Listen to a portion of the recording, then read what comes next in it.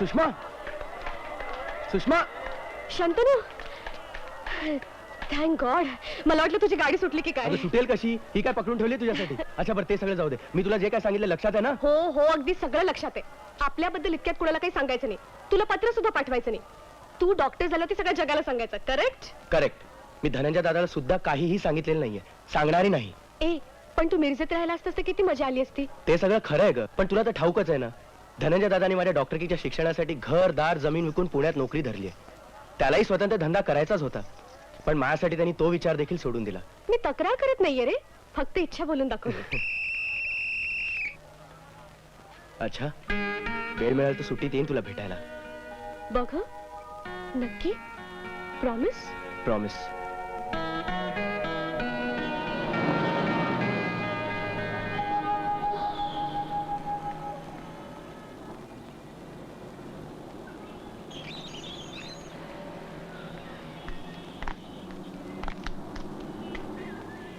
हो शिक्षक, इकडे इकडे इकडे. कोण तू आणि आज कसा आलास? फाटकातून. फाटकातून गुरं सुद्धा येतात. हो, हा. पण फाटक उघडं असलं तर मी उघडून आलोय. हा, गुरांमध्ये आणि माणसांमध्ये हा जसा फरक आहे ना, तसा आणखीन एक फरक आहे. तो कोणता बुवा? गुरांना वाचता येत नाही, माणसांना येत. तू माणूसच आहेस ना? का? फाटकावरची पाटी नाही वाचलीस? नाही, मी ती पाहिलीच नाही. आम्ही ती पाटी लावले, ती काय फाटकाची शोभा वाढवायला लावले? Sorry sorry. काय सारी काय सारी? तू कोण आहेस कोण आणि आलायस कोणाकडे? मी शंतनू माने, धनंजय मानेचा धाकटा भाऊ. कशावरून? कशावरून? आमचा जन्म एकाच आई बाबा पोटी झालाय, या पलीकडे मी काय सांगू शकतो. ठीक आहे ठीक आहे.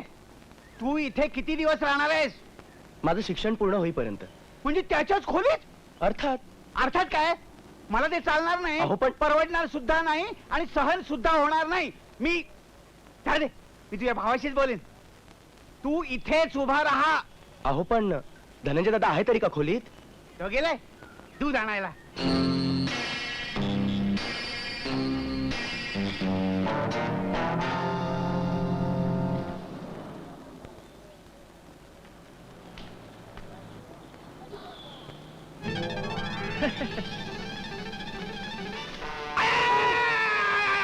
काय झालं?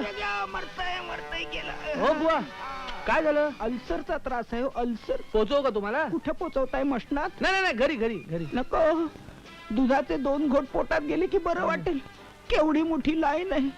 बाटली मिळेपर्यंत अर्धा तास तरी लागेल. तेवढ्यात काही माझं काय काळजी करू नका, काळजी करू नका. ही भरलेली बाटली तुम्ही घ्या आणि रिकामी बाटली मला द्या.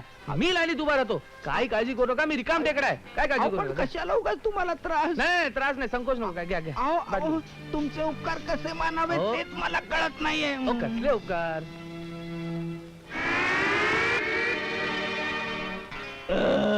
आता थोडं बरं बर. वाटलं.